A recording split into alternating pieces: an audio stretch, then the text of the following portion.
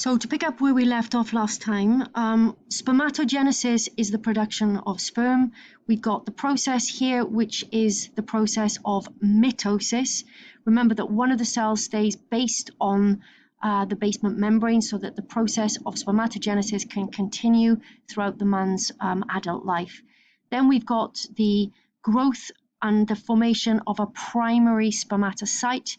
We enter the first phase of meiosis to produce the secondary spermatocyte, and then we've got the second phase of meiosis to produce the spermatids, which differentiate into spermatozoa.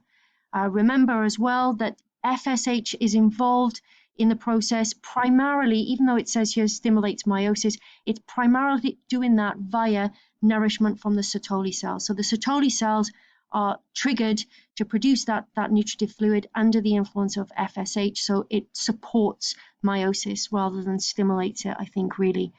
LH also, remember, binds to Leydig cells, and the Leydig cells will produce the steroid hormone testosterone. And testosterone is particularly important at this stage for stimulating meiosis too, and for stimulating the differentiation process there. So that is spermatogenesis. Remember to make sure that you are clear with the roles of the hormones for each one of these. Link back to what you've already met in Unit 6.6 about testosterone and the prenatal development, as well as knowing that it's involved in the production of sperm or spermatozoa, and it also is responsible for making males male at the onset of puberty and all the secondary sexual characteristics associated with it. This is this is the image from BioNinja. Some parts of BioNinja are quite nice. The visuals are very nice, but it's a little bit thin on detail, so take care if you're going to use BioNinja. And next, we need to think about exactly the same process of gametogenesis in the egg or the ovary, and that's referred to as oogenesis. So this diagram is representing the ovary here, and remember that within the ovary, you've got these small follicles, the primary follicles, and they're going to develop to produce eventually the Graafian follicle, which is the mature follicle here. That is under the influence of FSH. Remember that as it grows and develops, there are more LH binding sites. So when LH binds to this developing follicle, then this is going to produce estrogen, which is in the first part of the cycle. Under the influence of LH, remember that this mature follicle will rupture and we'll have ovulation. Can I also bring your attention to the outside of the ovary here and what's referred to as the germinal epithelia layer? We'll come back to this idea of a secondary oocyte in just a second. So the germinal epithelia is the cells which are responsible for the production of the primary follicles. And these germinal epithelia are what develop within the womb of the fetus of a female. Then we've got the primary follicles, and the primary follicle is going to contain the undifferentiated oocyte. And then we've got the mature follicle or the Graafian follicle here, which is going to contain the secondary oocyte. This will make more sense in just a moment. The inside of the ovary, again, is rich in blood because you need to make sure that you've got a plentiful supply of oxygen and a plentiful supply of glucose for aerobic respiration. This diagram brings to our attention the fact that we need to be able to annotate a light micrograph. So I would again ask you to pause here, see if you can label what these diagrams are these labels rather are referring to. And here you've got the answers. This next diagram is a visual which I think is quite useful for us to see. Here you've got the developing follicles, and then we've got the Graafian follicle, and then we've got, under the influence of the surge of LH, this rupturing and release of the egg. So when we release that egg, can I draw your attention to the fact that around the outside you've got follicular cells, and then also you've got this layer which is referred to as the zona pellucida. This becomes much more important later on. Also to draw your attention to the fact that what we're going to have after this rupturing event is something called the corpus luteum. Corpus luteum is the yellow body. If LH levels stay high, then this corpus luteum persists, and under the influence of attachment to LH, this is going to produce estrogen and progesterone in the second part of the menstrual cycle. If LH levels fall, then what's going to happen is the corpus luteum undergoes atrophy, and when it undergoes atrophy, it becomes the corpus albicans, which doesn't produce the estrogen and the progesterone any longer. And remember that if we have a drop in progesterone, that will be the trigger for menstrual bleeding. This again shows you a nice visual that you might want to go back and take care of. But what we need to appreciate are the primary follicles, the fact that as the follicle develops, we've got what is developing inside the oocyte. The oocyte is the gamete. We've got the granulosa cells, we've got the Graafian follicle, and we've got ovulation, and we've got the corpus luteum. So when a woman is born, she's born with a fixed number of these here, which are called the primary follicles. And the primary follicle is going to contain the primary oogonia. And the primary oogonia is a bit like the spermatogonia, the sperm mother cell. This time it's the egg mother cell here, and this is diploid.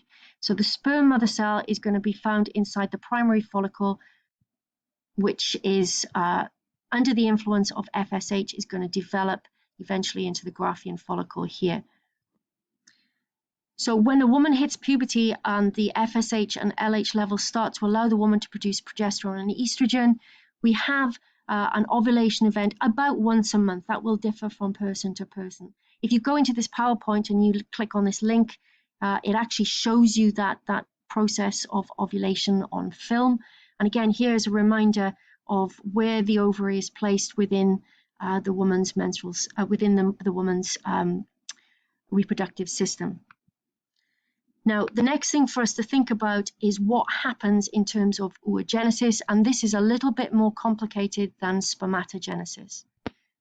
So we need to think about before birth, and before birth, during fetal development, the individual woman will undergo mitosis of what are referred to as primordial cells.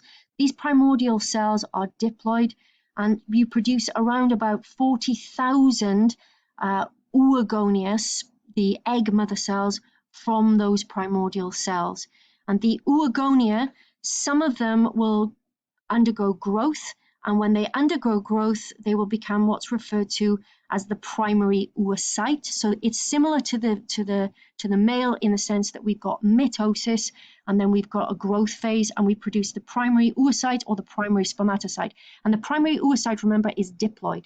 The primary oocyte, when the woman is developing still in the womb, that's going to undergo meiosis, but it goes to start meiosis and it's halted at prophase 1.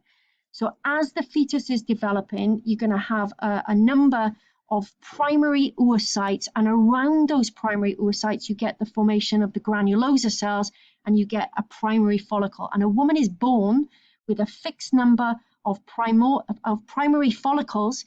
Primary follicles contain the primary oocyte. It's still diploid at prophase 1 of the first stage of meiosis. So all of these events are taking place here before the woman is born.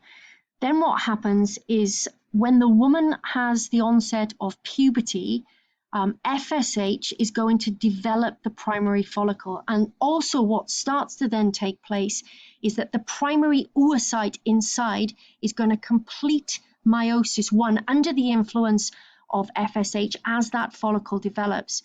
It's going to then produce 2 cells, one of which is called the secondary oocyte, and the secondary oocyte is going to take all of the cytoplasm. At meiosis 1, this secondary oocyte is going to be haploid.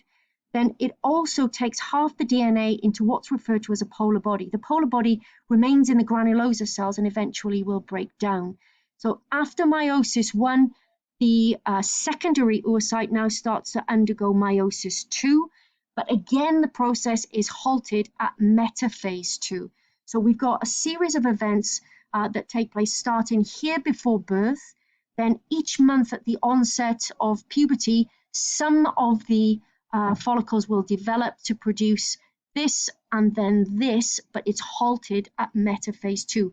So when the egg is released during the process of ovulation, what will happen is we'll have a secondary oocyte which is halted at metaphase 2. Now, obviously, during metaphase 2, when we have the complete metaphase 2, we should produce a second nuclear, but all of these are referred to as polar bodies, and they're going to degenerate. So this is a different diagram showing much the same thing. So we've got this idea that the oogonium, which is a diploid egg mother cell, is going to form the primary oocyte. This process here taking place before the woman is born. Then what we've got is the primary oocyte beginning the process of meiosis 1, but halted at prophase 1. Then we've got puberty, and during puberty, the primary oocyte is going to start to undergo the first of the meiotic divisions to produce a secondary oocyte, and then we got the first of the polar bodies. The secondary oocyte starts to undergo meiosis 2, but it's halted at metaphase 2. This is going to eventually, if fertilization takes place, complete meiosis and become an ovum which can be fertilized. So this last process from metaphase 2 to complete division takes place at fertilization, and we got again this polar body being produced.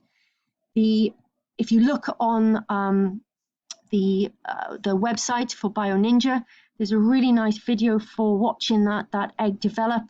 Here also, you've got a series of resources which I'd suggest that you look at in terms of revisiting what we just said about oogenesis.